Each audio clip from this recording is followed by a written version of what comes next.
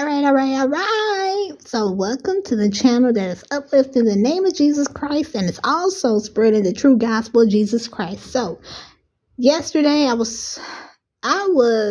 put it like this. Yesterday I was kind of like, I wouldn't say super busy, but I had a class discussion to attend. I really forgot that it was with International Women's Day. I always thought it would be like, the 9th instead of the 8th of March.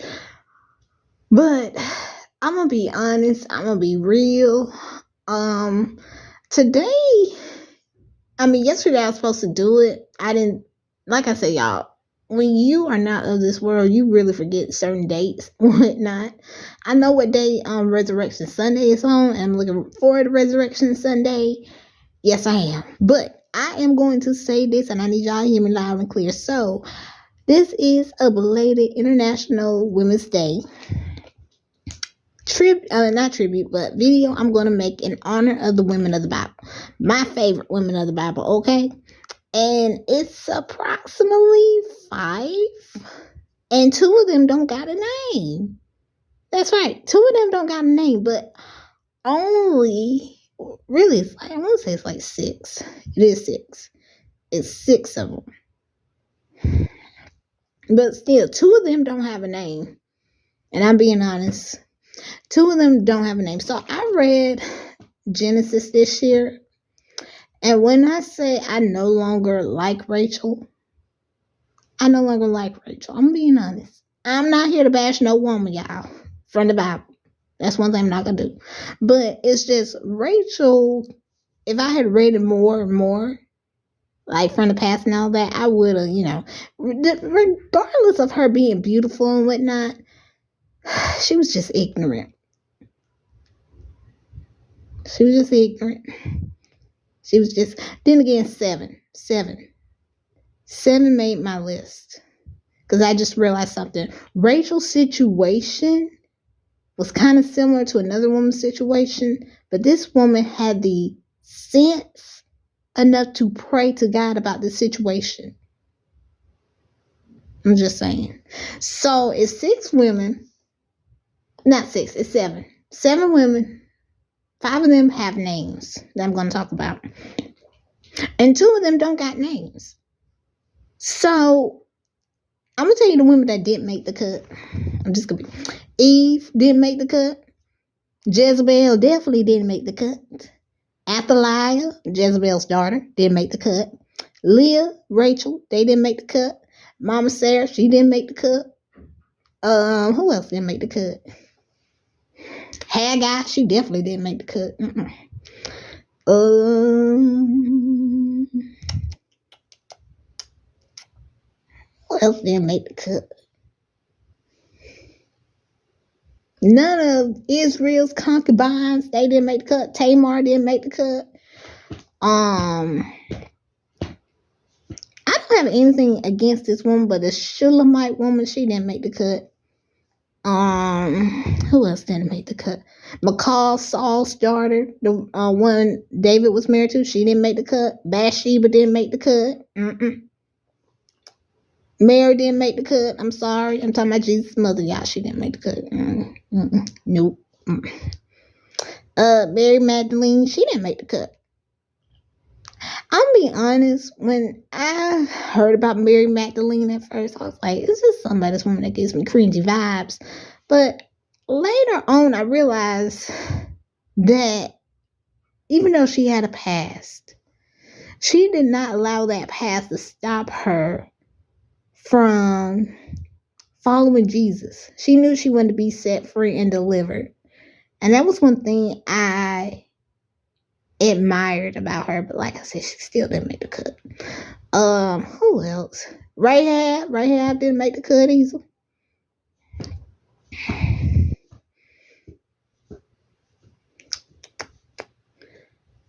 Who else? Delilah definitely didn't make the cut. Who else? I would say honorary mention for this little girl. I know she was a little girl though, but and then again, I'll do her as an honorary mention. She's young. She just young. Miriam didn't make the cut. Her mean self.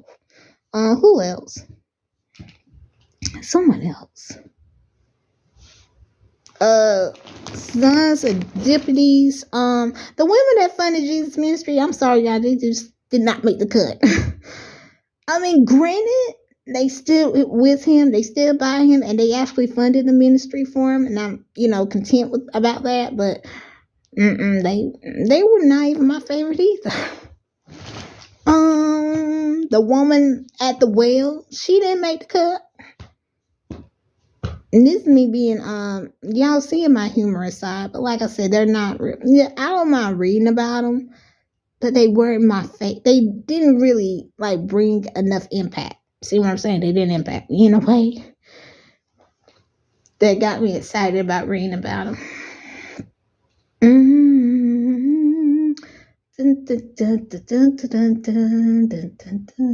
See, now y'all get, I shouldn't even show y'all that side of me. No, I'm not gonna sing the it's like a song that's on TikTok that went to Glee, and I'm like, no, there's somebody else.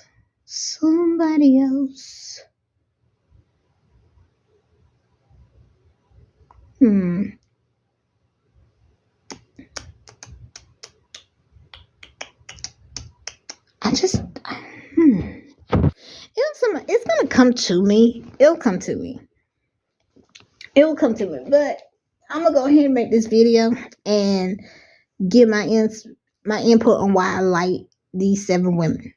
Why I love these 7 women. Okay. So, woman number 1 is Ruth. I really, really loved Ruth in the Bible. Let me put it like this. I really admire her. I'm not gonna say I just loved her more than I love Jesus. No. So Ruth chose to stay, and she wanted to worship. She didn't want to go back. Ruth is a prime example of, I can't go back to the way I used to be. She still saw Naomi as family, but most importantly, she said she wanted to worship the God that Naomi served. And, oh yeah, that's another. Well, I mentioned Naomi, but she ain't in the top 7. So, as I was saying, but here's the thing. Even though Ruth was a widow, and we all know she was a Moabitess. She was a Moabitess as well. Ruth was like, I don't want to go back. Because if you read the Bible, you will know that the Moabites, they didn't serve the God of Abraham, Isaac, and Jacob. They were serving Baal, all these other false little G's, God, and all that. And Ruth was like, I want to stay. Now, Orpah like, okay, bump y'all, I'm about to go. Like, Orpah, she was like, I ain't about to be a part of this. My husband gone, I'm about to be gone. Ruth was like, no, let me stay. Let me just stay. And what happened? She stayed. But I'm going to tell y'all something else. Ruth wasn't, even though she was a widow, what I'm trying to say, she wasn't looking for a man right then and there. A lot of times, when some women, when they go through a breakup, not all, a key word, I say some women, when they go through a breakup, or they go through a bitter divorce and all that, or you got some that are still heartbroken because, their beloved husbands, went on to be with the Lord and all that. Some of them, and I mean some of them, they will feel the need of wanting to be in the arms of another man. So this is one thing why I really admired about Ruth. 1, she wasn't looking for another man. She wasn't. But 2, she wanted to worship the God that Naomi served. She did not want to, she didn't want to go back. A lot of times as women, we look back and we get a tendency of wanting to go back. I know I got bad craving when it comes down to certain foods. And, I try not to allow that craving to grow into an addiction.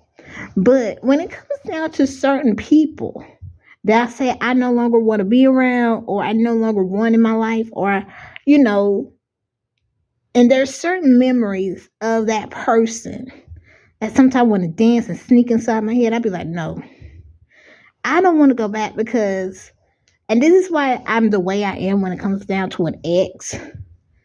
And this is why I block people that are still associated with that person. I saw that person as my God.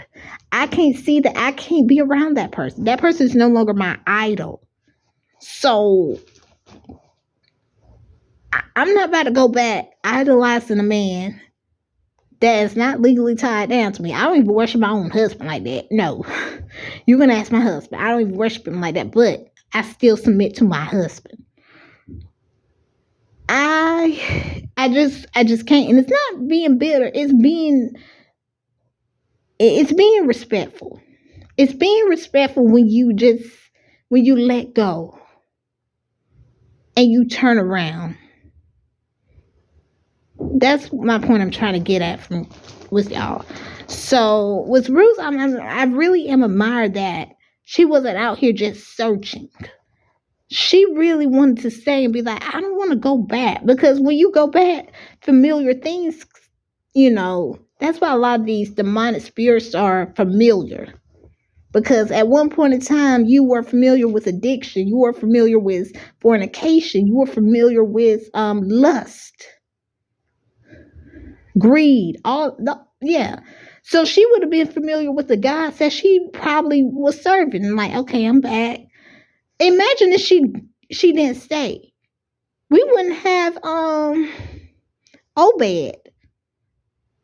And Obed wouldn't have Jesse. And we wouldn't have, David. Now them other brothers of his, I couldn't stand them. But anyway, you got to think about it. Sometimes some things are not meant for us to go back. Well, a lot of things, especially if you're following Christ, you can't go back to doing the things that you used to do. And that's one thing I really admire about Ruth. Like she said, I ain't going back. I'm not going back. We don't need to be going back. And I just really don't see how people want their cake and eat it too. So I ain't trying to spend all my time on Ruth, y'all, but I'm just saying why I admire her. One, she wasn't looking for a man after her husband died, but she wanted to not go back. She chose to stay. And she chose to worship the God that her mother-in-law was serving, which was the God of Abraham, Isaac, and Jacob. Because you know why? Her husband, Boaz. That's why I used to always tell women back then, I said, I'm waiting on my Boaz. Oh, I got him. I got him now. That's all I'm going to say. And ladies, there are Boazes still out here. There are. But you have to wait and trust on the Lord. You can't be out here just searching. You searching, you're going to find something you wish you never ended up with. I'm just speaking facts. I used to do it. Especially with the online dating and all that stuff. And, I'm going to be honest when I say this.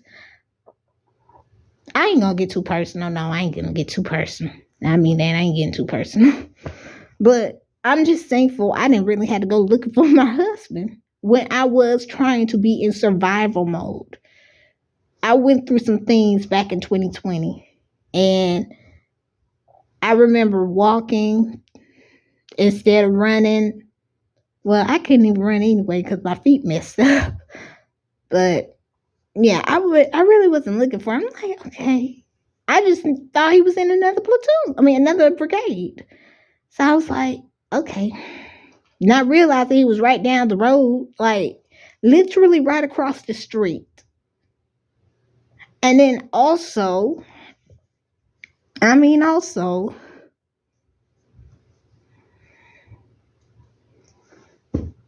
he lived right around the corner from me. So I really wasn't looking at that time. Let me tell y'all something. When you don't go looking, your blessing will pop up when you least expect it. Like I said, I was going through some things. Love ain't gonna find you when life is perfect. Love is gonna come when everything's a mess.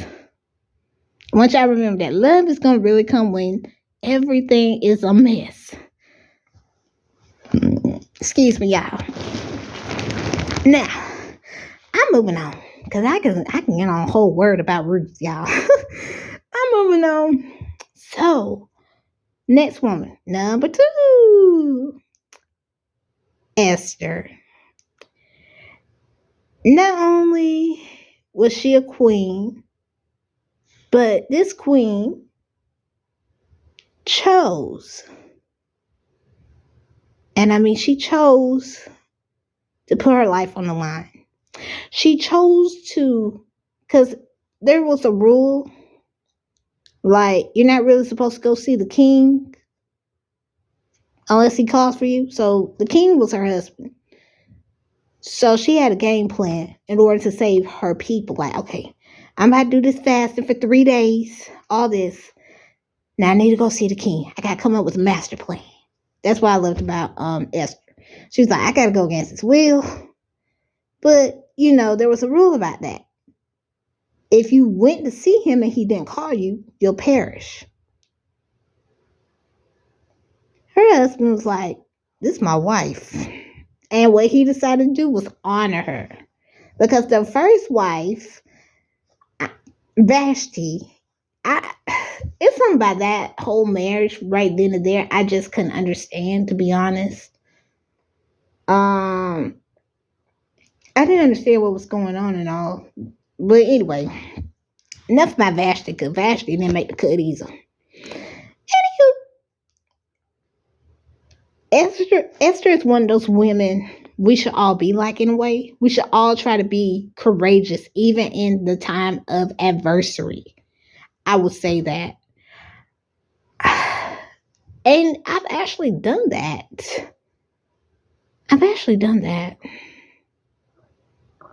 I'm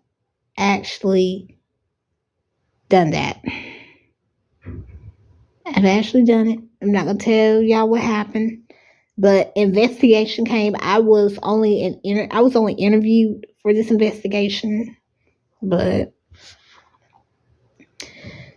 I've actually done it. But what I don't, and what I repeat is, what I'm going to say is this, what I don't, okay, I'm just going to leave that part out. But anyway, no matter what happens and no matter what goes on, you should always do the right thing, even when no one is looking. And Esther didn't want to see her people perish or get killed because of Haman. But, she's like, I got to do something. And imagine if she didn't do anything. Just imagine for 1 second she did not do anything. She did not take charge and said, if I perish, I perish. I have to go and stop this. Like, she literally put her life on the line. And that's what I love. That's what I really, really loved about Esther. She was so courageous. And ladies, you have every right to be courageous. Be courageous when it's time to be courageous. Matter of fact, the Bible tells us to be strong and courageous. It tells us also do not fear. So remember that. Remember that. Okay, woman number 3. Abigail. And if you don't know, and she's the only one of King David's wife that I admire. I'm going to tell you why I admire this woman. She was going through cruelty in her marriage. She was being mistreated in her marriage. And soon as David was about to come down and all that with his troops, Nabal was doing something. And Abigail was like, I'm not about to submit. I ain't about to submit to you. And she didn't submit to him. She's like, you know what? I'm about to go down and see this young king. And I think she got her some bread and all that just to go see him. And when she saw David, she got favored. King David gave her favor. Because she wasn't about to allow anything happen to herself and whatever Nabal had planned. See, Nabal was definitely low down. But even though Abigail was in a messed up marriage, she chose not to go the way her husband wanted her to go. He was living evil. She was not going to be evil. Like, she was just a very beautiful woman. And she was like, I just can't. Now, right then and there, when she saw King David, I'm going to tell y'all something. I want y'all to know something. She did not, when she saw him, like, okay, God answered my prayer. I got a new husband. Even though she becomes King David's wife, that's not what happened. That's not what happened. No. Nabal was actually planning on hurting David. I remember Nabal was actually planning on hurting David, but that didn't go too well, okay? It did not go well. So, one thing I can say about Abigail, she might have been in a messed up marriage, but the favor of God was upon her life. The favor of God was upon her life. And, you know, she was like, I'm about to go take some bread. Back then it was called cakes. So she had some cakes on her. And she went to go give it to Prince to David. I was gonna call him Prince, but he eventually becomes king. So yeah. She eventually gives it to David. Like, okay, I got some bread for you. But no, she was, like I said, she to me was far more, I wouldn't say fairest, because this is not Snow White. No. But yeah, pretty much. Like I said, I really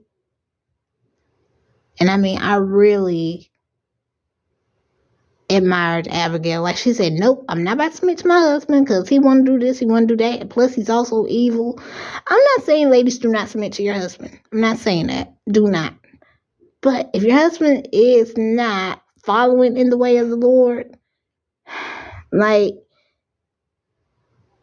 literally he wants you to do something that's not lined up with the word of God, don't go for it. Please don't. If your husband talking about go rob a bank,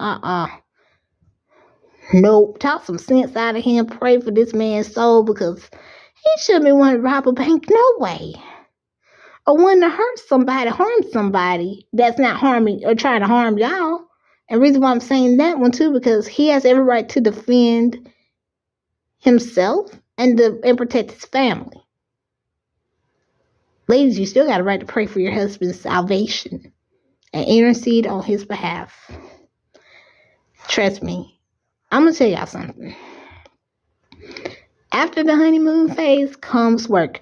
For me, it was this. We had to work. We literally went straight to work after saying I do, me and my husband. Like, literally said, like we said I do, we went straight to work. Straight to work. And I mean straight to work. And I'm glad I went straight to work, because guess what? Marriage is about work. You got to work in marriage. You have to work in marriage. You have to work. You can't just you can't just think it's you sitting down in a palace, your 10 toes up, your husband going out there and work. No. Women are homemakers. I want to say home caretakers and all that. Yeah. That's something I really just want to do. I told my husband this, but anyway, that's another story. But I wouldn't mind just taking care of home and the children. Like, I'm really about to go back to being traditional. I really am. I'm not saying I was traditional before, but no, I think being married has opened up my eyes to a lot of things and how a godly wife should be. Yes, I'm going to take care of home, and yes, I'm going to still run at home business. But for me, this also allows me, if we still around, I'm just being honest, to also, homeschool the kids. That's something I want as well too, just to homeschool the kids and um yeah, stuff like that. But anyway, enough about Abigail. Woman number 4, Zipporah. Zipporah. Zipporah. You all should know who Zipporah is. Zipporah is Moses' wife, and I am reading. I'm almost done with Genesis. I'm on the last chapter of Genesis, and I'm still reading Exodus. Now, you're probably like, why Zipporah? Well, the fact that she went with her husband and she circumcised the kids along with her, I'm like, wow. Maybe when I don't know if Moses was already circumcised or what, but anyway, the kids, yeah, they had to get circumcised. The boys, they only had 2 boys, but she went with him. That's one thing I would say. She went with him. Like, I got to go too. You going, I'm going. And yeah, Zipporah. I mean, I love the movie The Prince of Egypt and how they portrayed her. Like, she was this little feisty thing. But in the Bible, I want to say it's different. I want to say it's very much different for her because how the portrayal is of her in biblical versus how she was in Prince of Egypt. But yes, Zipporah. But she still went with her husband. What I'm trying to say, she went with her husband. Like, he said, okay, we gotta go.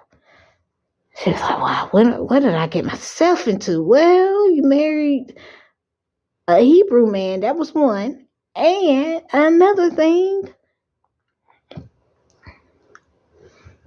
he's on assignment. So she had to go along with the assignment too. So, yep. And this is one thing I was like, well, at least she went. And she took the babies too. Like, yeah. Yeah, Zipporah is one of my favorites. Like, her husband was gone. She's like, I'm going too. Then plus she got to meet her in-laws. So, yep. And I guess she also joined Miriam when Miriam was singing her song. Now, like I said, Miriam didn't make, the countdown. Nope, Miriam didn't make it. And, yeah. So, number 5. So, number 5. This woman does not have a name, but she holds a very special place in my heart. She holds a very special place in my heart. The woman with the issue of blood. I never really... Well, the only time I had issue with blood was... I was 18. Don't ask me my age now. Please don't. I was 18. And I had just met a recruiter the day after, and we all went to go celebrate at Logan's Roadhouse. And what happened was this. The next day I went to work, and I had eaten, y'all. I'm not going to lie to y'all. I had eaten leftovers. And while I'm sitting down, not sitting down, and while I'm standing up trying to take orders, 2 ladies, they come in, and all I knew is I'm seeing colors. I'm seeing the colors green and red. And it was hot in the workplace. I ain't gonna lie, it was hot in the workplace. And the ladies were like, sweetie, are you okay? And I was like, I'm seeing colors. They was like, one of them was a diabetic. And I said, I'm not one. She said, sweetie, you don't know that because you're seeing these colors and everything. Not saying she was trying to put that on me, but she was like, you need to go sit down. They was all telling me, go sit down. My manager, she was like, yeah, you're not looking too good. You need to go sit down. So I went to the break room, got me something to drink, But the manager comes in and says, I'm about to have you go home. I go straight to the doctor. We didn't go home. We went straight to the doctor place. They're taking blood like it's no tomorrow. Like they're literally taking blood from me. They're literally just taking blood and blood. When the nurses come in, and I actually think about this lady till this day. And it's not because of what she said, y'all, what I'm about to tell y'all. No, that's not why. The lady comes in with another lady that my mom knew. Another nurse. Matter of fact, they're both nurses. Both the nurses come in. And she said, your blood platelets are low. She said, your hemoglobin is good, but your blood platelets. See, your blood platelets, they help make blood. And when I got in the Army, I heard about people getting those platelets taken out. I'm like, why you want to take something out of your system that's going to help make the blood? They say your hemoglobin is good. I like, that's because I take vitamins. They said, but your blood platelets are low. And I can't remember the number I was supposed to have. But, yeah. They was like I said, they was taking blood that day like it was no tomorrow. That's why I'm so heavy about eating fruits and veggies. But tonight I had something else, y'all. And I hate when fast food seems like the only way to go sometimes. And I don't want to really just eat fast food all the time. That's a no-no. That's a no-no. But yeah, like when it comes to my fruits and veggies, I have to have my fruits and veggies. Especially beets. I love beets. Now beets have a lot of that's good for making blood. Now I was eating that in basic training like it was no tomorrow, just eating the beets. Somewhere else I was eating beets at. Once on my first deployment too. But anywho, as I'm stating this, and I mean this, the next day, Mama's doctor called. He gonna put on the answer machine, your blood is fine. I'm like, I know that.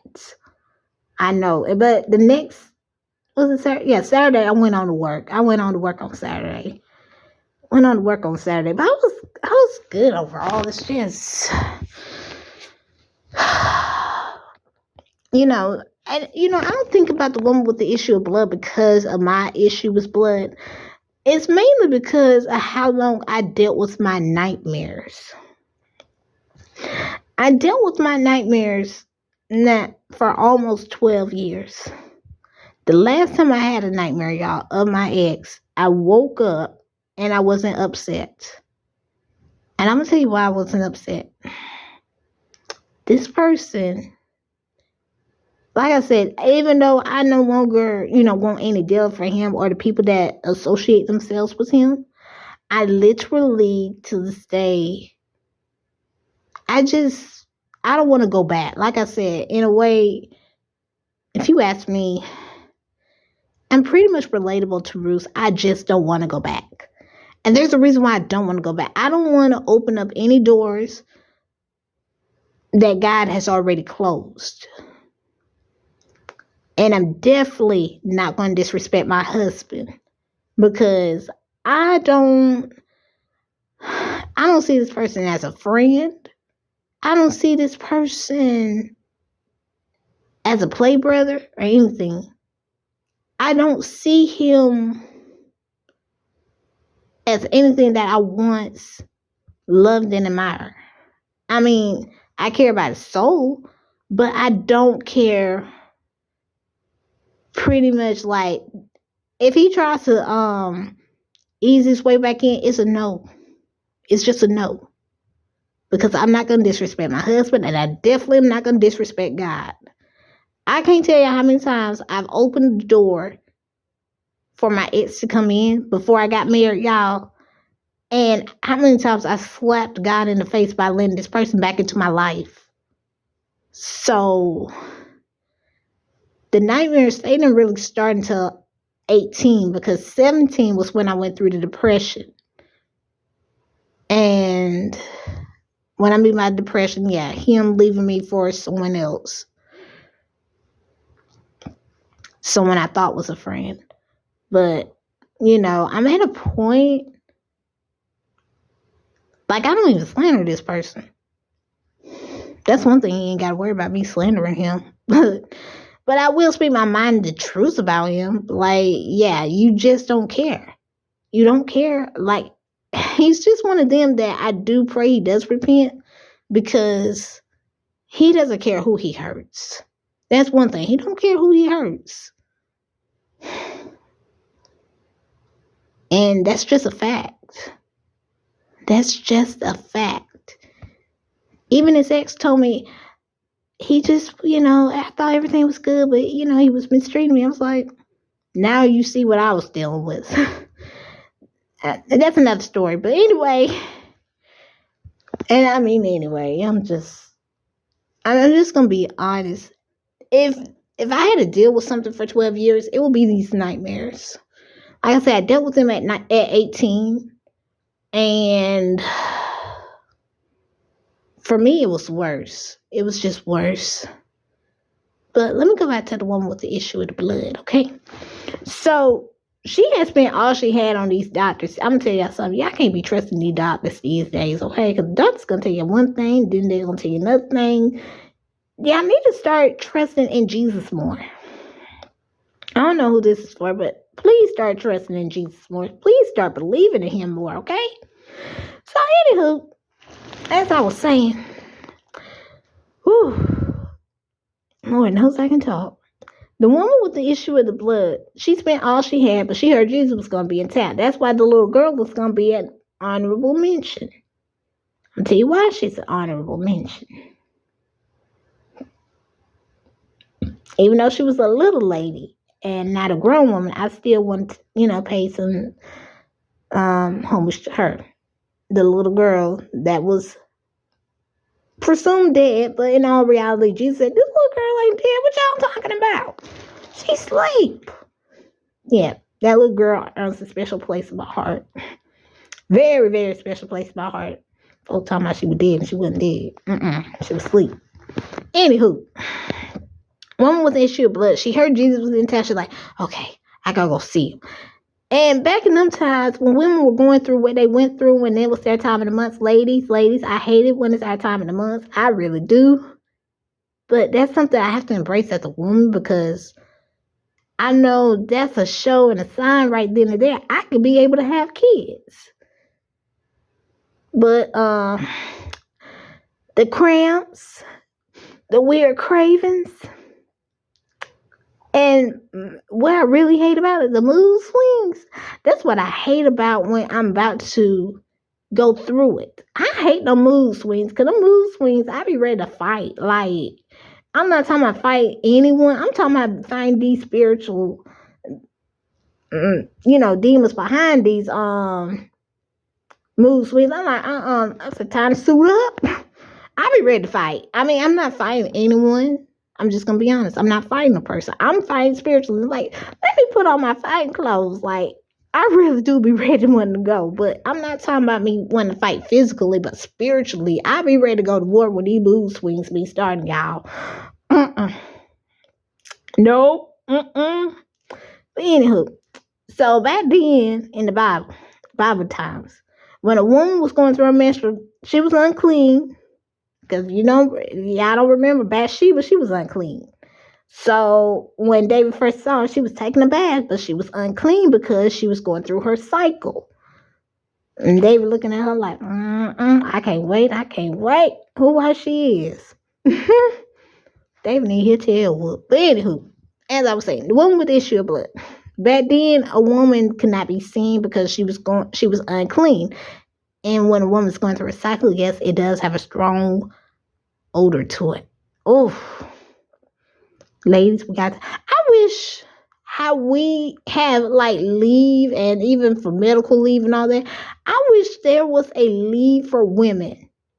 I'm just being honest. Even if you're in the workplace or the military, I really wish there was a leave for women that were on their menstrual. Like we just had quarters because we were on our monthly. Like, now I don't want to be at work.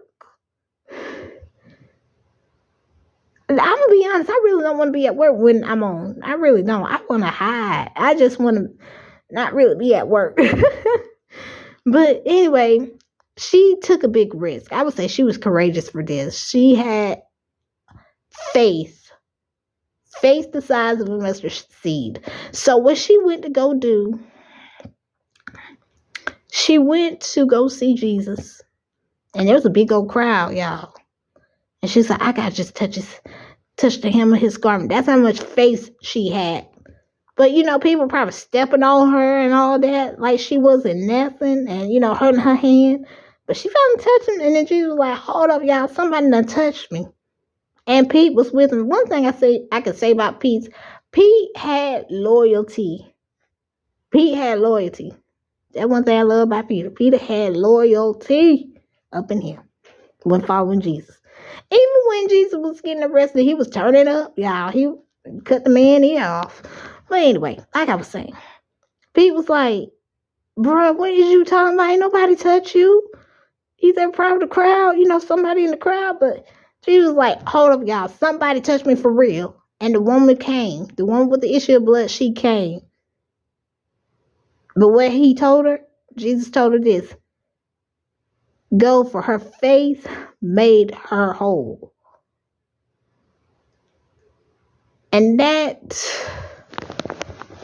right then and there tells me, and it shows me, regardless of her situation, I'm going to say something. Ladies, I don't know what y'all are going through on a day-to-day basis. This is why I write what I write too.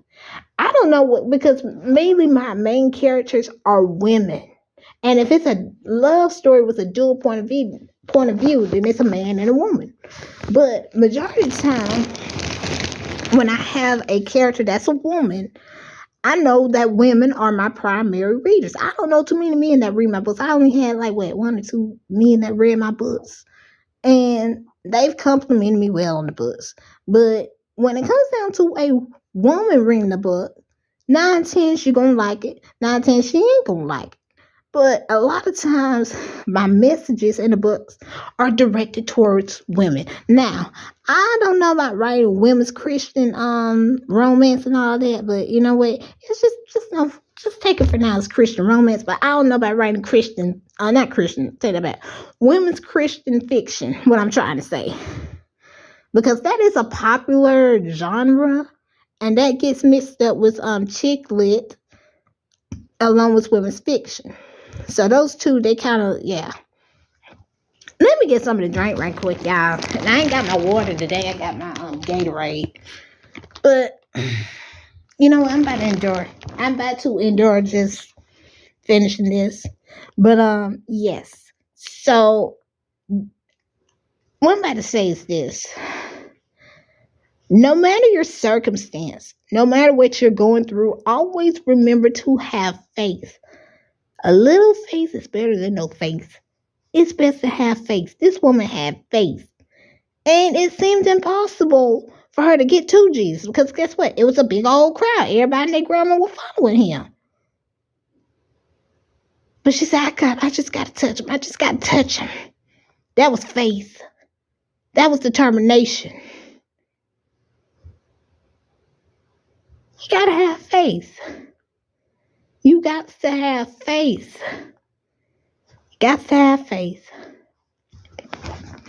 And this actually goes along with the other woman that I was going to, she's number 7. So I thought about her. I said, hold up. She's going to be number 7.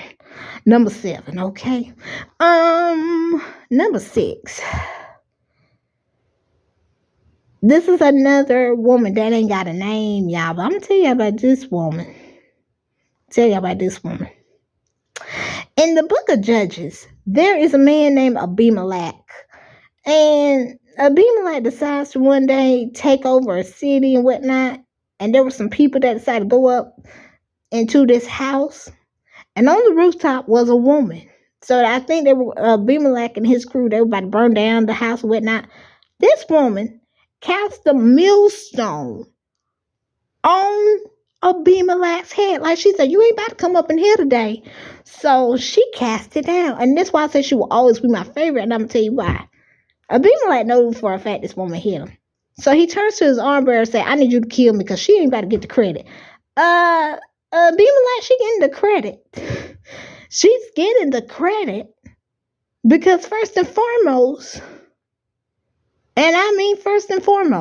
God used a woman that is nameless in the Bible, in the book of Judges, to cast a millstone upon a man's head in order to stop him and his troops from burning down the place they were at. Like she said, not today. And I'm going to recognize her and give her credit because guess what?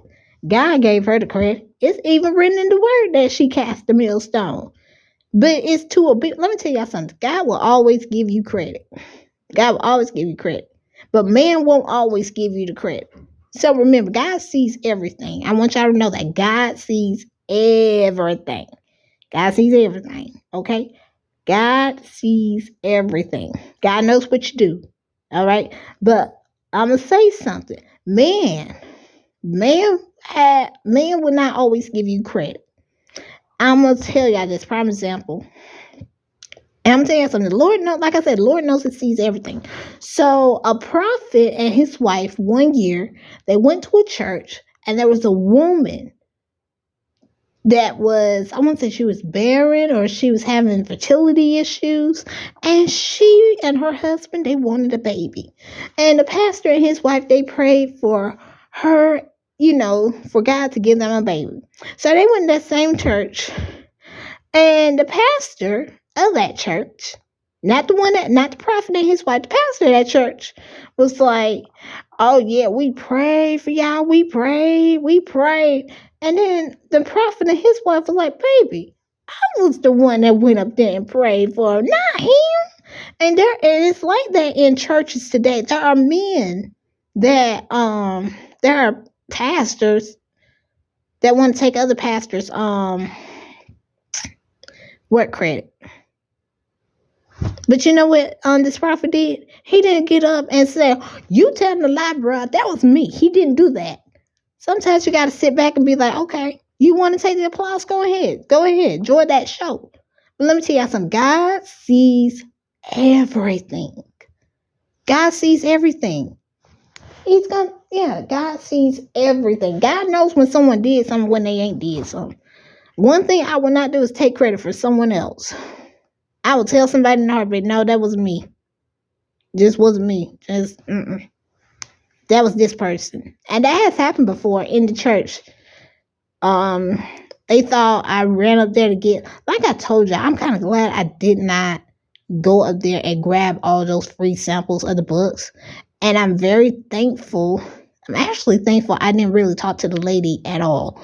I don't want y'all to say I'm jealous or anything like that. And this was my pre-publishing days. But no, I was not jealous or anything. It was getting to me like, I thought church was supposed to be free. We come and worship and all that. And if people want to, give out books, shouldn't the books be free? I'm just saying. But no, to me, I saw this lady. One thing about me, I'm not going to sell. One thing I don't do is sell to the church. Because like I said, church is supposed to be a hospital. And I don't know what people are going through, what they're struggling with. I don't know. Yes, she was giving out free samples. But I'm like this. Church ain't a place for you to sell. Well, I don't care if it's food. I don't care if it's books. I don't care if it's clothes. I don't care what it is. Church is not a place for you to be selling things. And I'm thankful I had, I was really thankful I was seeking out the Lord and everything, even when I did not know what the road was up ahead. That's one thing I'm just going to say. I did not know what the road was up ahead. But one thing I can say is this. One lady thought it was me taking the samples. And I told the lady, I said, ma'am, that wasn't me. There was another young lady that was running up there taking the samples. And I'm like, that wasn't me. like I said, why would I want to sell in a place? She said, y'all can purchase it for like $9, $14. I'm like, okay, why couldn't this be done outside of the Lord's house? I'm just saying. Now here I am, 19 years old, like I said, 19, and I'm thinking to myself, like, okay.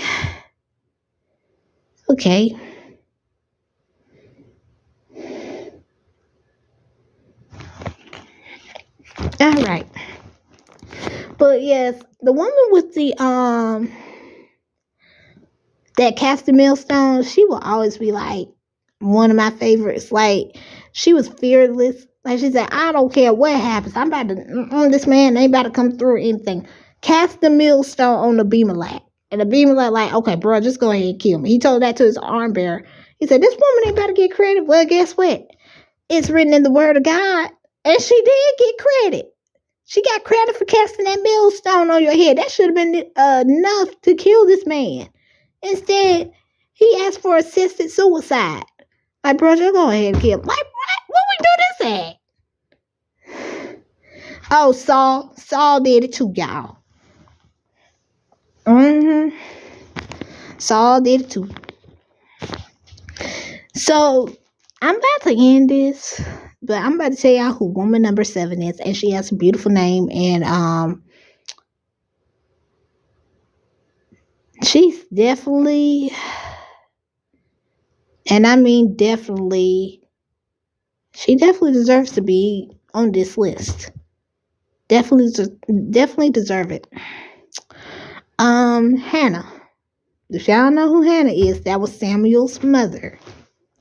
And I don't, you know what? When I have intimate time with the Lord, I love asking him questions and whatnot. I do. Hannah she was barren.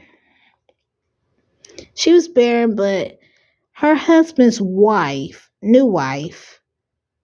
other wife, had all the kids, and this woman had the gnats of a brain, and yes, I'm saying this, to taunt her. Just taunting her because she's like, oh, I got all his kids. What you got? You ain't got nothing. Hannah didn't stop praying. Hannah went even out of the home. Like, she said, I can't take it. I'm about to go pray. But I want to say it was Eli that saw her. I want to say it was Eli. But anyway, y'all, it's going to be a minute till I read 1 Samuel again. So, yeah. But anywho, I wouldn't say it was Eli. But anyway, when she was, it had to be Eli. So anyway, she was praying when she stepped outside her home. And literally, Eli was like, oh, this woman muttering. She muttering. Lord, what's she dealing with? She muttering something. And it was like right then and there. Sometimes, y'all, when we're praying deep, sometimes we mutter. I'm just gonna lie. Sometimes we mutter. Sometimes I have to let the tears do the talking. But Eli saw Hannah. He saw Hannah, and he was like, this woman is really, really probably dealing with something. She wanted a baby. That's what she wanted. She wanted a child. And lo and behold, the Lord gave her Samuel. But here was the thing. Now, this kind of, like I said, I like Hannah and everything. But what I'm going to say is this, and I mean it. Hannah gave Samuel back to the Lord. So I don't know how often she saw her child. I'm not saying she's a bad mother or anything, but the reason why she was one of my favorites is because what the Lord gave her, she gave it back. I don't know how many women are mothers that watch the channel, that read the books, all that, I'm just going to be honest and real with y'all. But yesterday was it yesterday? Today? Had to be today. It was today. I was talking to my mother and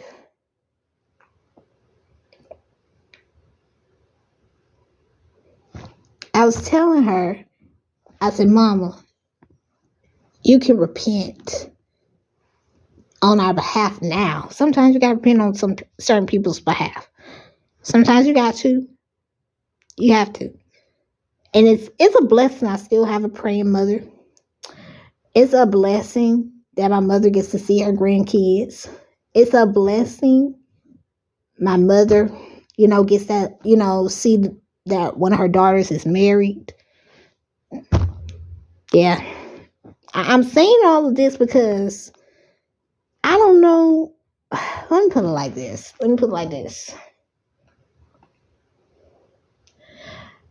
If you ever meet my mother, you wouldn't believe the stuff she went through. I'm just saying. If you ever met my mother, you would never believe the stuff she went through. Matter of fact, it was my mother that told me to stay in my word. I was dealing with something because of family. And that's one thing about me. When I mean family, I'm talking about immediate family. Like, yeah, I was dealing with some mess from family. And granted, I was still in my word, but I wasn't hearing, at that time. I was giving my sister in Christ some space. And the reason why I was giving her space because she just had a baby and all that. One thing I'm not going to do is just keep running after people that are truly sent from God and just use them and pimp their gifts or anything. That's one thing about me I won't do. So I was dealing with something from family. And I was like, you know what? I'm just tired. I was just tired. The Lord knew I was tired. No, I was not going to harm myself or anything. I was just so tired of being, people getting at me because of what this person did. And my mom was like, are you in your word? I said, at first I'm thinking I'm like, no, I haven't been in the word. I haven't really heard that much. So she was like, I figured that. Get in your word. She said, don't get off track. Yeah, that night I dreamed of an eagle. I'm not gonna lie. I dreamed of an eagle because I listened to what my mother said. My mother told me to get back into my word. So instead of listening to one of the videos my sister in Christ did, because like I said, she just became a mother again, I was listening to Stephen Darby. I was. Yes, granted, I was still praying. I was still reading my word, but I didn't hear, a message. And I know I could go back and watch videos and whatnot, but I was like, I need something new. I was tired. That's how tired I was. I was tired. When I say I was tired because you get tired of family drama, family mess. You get tired of it. But yes. So one thing I can say about Hannah, God gave it to her, but she gave him back. And that's how Samuel, he was living with Eli. See, this is why little boys, they need real strong men that are in the Lord. Because what happened is this. The Lord used a 12-year-old Samuel to prophesy to Eli. Eli was very old now. But what happened? God used the very same little boy whose mother was muttering that Eli met to prophesy against him. And I'm going to tell y'all something, ladies. Always dedicate your children to the Lord. They are a gift from the Lord. Matter of fact, we all belong to the Lord. The Lord created us. We all belong to the Lord. And the reason why I say we all belong to the Lord, because even when we were babies, we all belong to him. But it's up to us. It's up to us when we get up older. Are we going to continue to follow the Lord?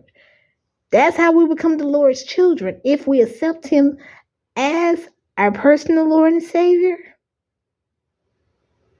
But I'll tell y'all something. When God gives us children, ladies, they belong to the Lord. Now, our assignment as mothers, I ain't a mother yet, I'm a godmother. Our assignments as mothers are to teach our children about Jesus and, the ways we want them to go. And I can say my mother has done a good job with that. I ain't gonna lie. Stay with the Lord. She always tells us that. Stay with the Lord. Well, that came with hard work, and the journey was not easy. I've been walking with him for 10 years now. Matter of fact, next month will be 10 years. 10 years for me. It'll be 10 years for me. And really, what I'm going to say is this. I have to continue to seek him day in, day out. I'm nothing without the Lord. I'm nothing without him. I have to seek him day in, day out. And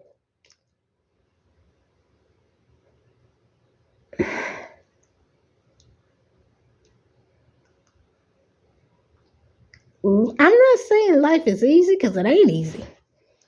But when you're really about this life, you will have spiritual warfare. One thing I can say about my husband, he doesn't have to worry about me going to a building every Wednesday night. And I'm saying, oh, we got women's ministry going on. No, the ministry starts at the house.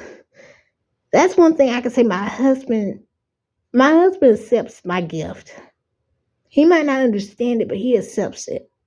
And one thing he doesn't do is try to stop me from doing this. Be like, you need to choose between me and God. Like, he doesn't do that. He knows my time with the Lord when it's crucial. But one thing he also won't have to worry about is me being in the pulpit. I told him that. I said, you don't have to worry about me being in the pulpit. I'm like, ministry is at home. And I said, because it wouldn't look right if I'm on the pulpit. As much as I love children too, I love children, and I do see myself, if God was to ordain me to be like a youth minister, I would do that. But God has the last say about everything. Everything. God has the last say about everything. But I'm going to teach something. Stephen Darby even said this. It starts at home. That's where the ministry is at. Marriage is ministry.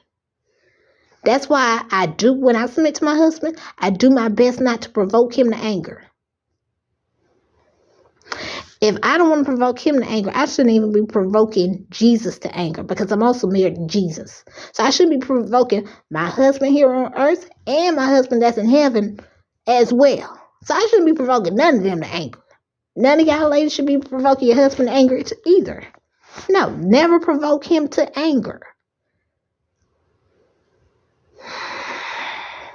Never provoke him to anger. And that's one thing I've really learned. I'm not about to provoke my husband to anger. And I'm thankful I get to say, I get to bring this up, because there are women that actually provoke their husbands to anger by them nagging and whatnot. I would rather be his peace than to be his headache. I've seen women on social media talk about, let me wish my headache a happy birthday. I'm like, how's he your headache? Are you his headache? Because 9 and 10, it starts with us. It starts with women. I'm not going to lie. Women are emotional creatures. I'm not going to lie. Granted, when I tell my husband something that goes on at work, I'm not nagging. I'm not nagging, because I don't talk to him like I'm nagging. That's one thing I won't do. I will talk to him and be like, okay, husband, I'm going to tell you what happened. And I tell him what happened, and he puts his input in it. One thing about my husband don't play. My husband does not play by anybody bothering me, anybody messing with us, all that. And I'm thankful for that. I'm very, very thankful for that. And I bet you're like, how many times you gonna talk about your husband? Uh, well, I got to in this case because I'm somebody's wife. But also, that there's some ladies that are desiring to be married, and I'd rather talk about the things he does, not what he gives me. Because I'm gonna tell you something, I'm not a materialistic person. I don't do designer, and that's one thing about my husband. My husband doesn't try to get me to upgrade in certain clothes. We shop like when I met my husband, y'all. It was kind of shocking. I did not know my husband shopped at Walmart, and I love shopping at Walmart. So yeah, yeah, sometimes if I wanted like some jeans, I'd probably get some jeans. But I like their yoga pants. Yes, I did buy like a few shirts and all that from Walmart, y'all. Don't worry. I got a Susie Carmichael shirt, so yes, I bought it from Walmart. So,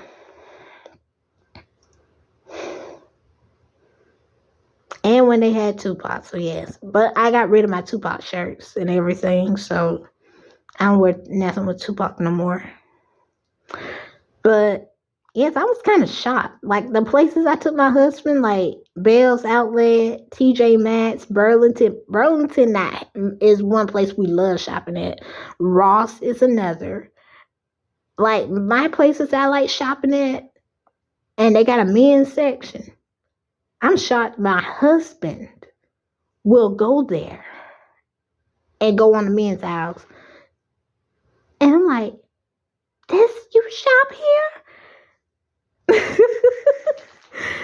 I mean, I'm gonna be honest. I'm just thankful I have someone we're opposites. I will say we're opposites. But when it comes to thinking alike on certain things, you best believe we like equally yoked in that category. It's best to be equally yoked with somebody. And it's not just with marriage and having your face. I would say it basically has to do with, where you stand at as a Christian. So I'm gonna be careful on that when I say it. But yes, equally yoked is not just about being married to someone. It's about who you hang around with too. Because you can't just have everybody and their grandma at your table. Because one thing I don't do, I don't gossip. I don't be on the phone unless I'm talking to my mom. But pretty much, or my husband. That's about it. If it ain't them two, you ain't about to catch me on no phone. That's just it. I'm not the type that's going to gossip. Now, if I am on the phone with somebody because they need a word of encouragement, that's different. No charge. I'm not one of them that's going to charge you for, just because I gave you that word of encouragement. And one thing I don't do is tell your business. That's just one thing I don't do, is whomever calls me, their business is not going to be aired out. Because I'm like this. I believe all pastors and all ministers and all vessels should hear me out when I say this. What you do for somebody, keep it to yourself. And the reason why I'm saying this is because not everybody needs to know what you do for somebody. God sees everything. God sees everything. Because you shouldn't even be bragging about what you did for somebody either. I don't do that. That's one thing I don't do. But what I will say is this. Be humble. Be humble. Because once you go air it out, this is why I don't, get down with celebrities. When you are really, and I mean when you are really just want to do it for the clout and all that, like, I really lost respect for you. I don't want to hear what you did for somebody. And I can't tell you how much that irks my nerves. I'm like, do y'all not read y'all Bibles? If I'm going to bless somebody, the phone ain't going to be on. Matter of fact, I'm about to hide myself when I bless somebody. I'm just going to be honest.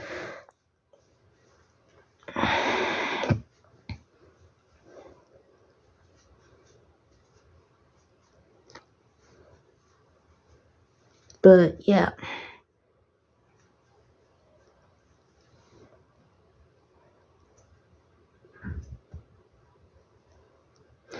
So those are the 7 women that I mentioned that are my top 7 for International Women's Day. I know it was yesterday, but y'all, when I did say I was gonna do it Saturday, so it is Saturday over here, Saturday night. But anyway, y'all